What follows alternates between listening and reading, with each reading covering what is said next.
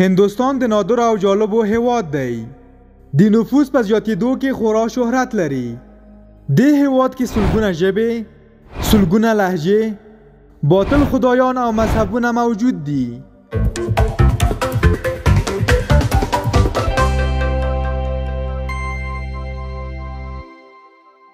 په هند کې شاوخوا شپږ مختلف ادیان شتون لري او هر مذهب ډېرې فرقې او څانګې لري.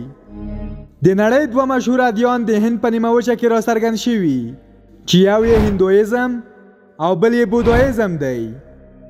د هند په سلو کې 80 کسان هندوان دي، خو په دغه هیواد کې تر 200 میلیونه زیات مسلمانان هم ژوند کوي او له اندونیزیا او پاکستان وروسته تر ټولو ډیر مسلمانان په هند کې ژوند کوي. په هند کې 24 میلیونه مسیحي، 19 میلیونه سک او 8 میلیونه بودایان هم ژوند کوي.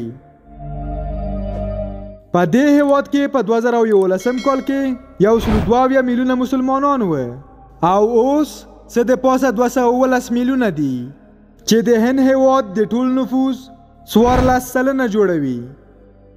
د هندوستان ټایمز د ویبپاڼې د 2015 کال د اپریل د راپور پر اساس به په 2050 کال کې هندوستان به تر ټولو د زیاتو مسلمانانو درلودونکی هیواد وي چې د مسلمانانو شمیر به 310 میلیونه ته ورسیږي، چې 20 سلنه به هندو مذهب او 13 سلنه به مسلمانان وي. د نړۍ تر ټولو ستره مدرسه، د مسلمانانو افتخار، د تکړه علماو روزونکي او د ټولو مدرسو مور یعنی ام المدارس دیوبند دارالعلوم هم په دې هیواد کې موقعیت لري. هندوستان هغه هیواد دی چې د دیموکراسۍ او سیکولریزم په ټینګه ادعا کوي، خو بیا هم هلته د اسلام دین او مسلمانان نه دي په امن.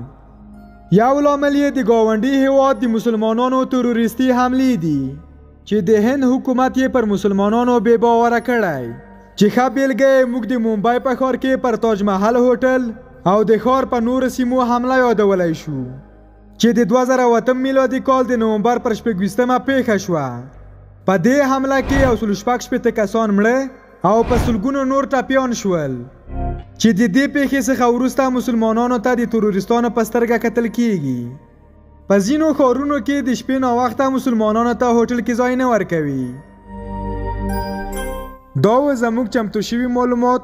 هیله ده چې د خوښۍ وړ مو ګرځېدلي وي.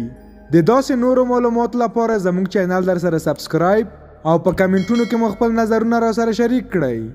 تر بلې ویډیو مو په الله سپارم.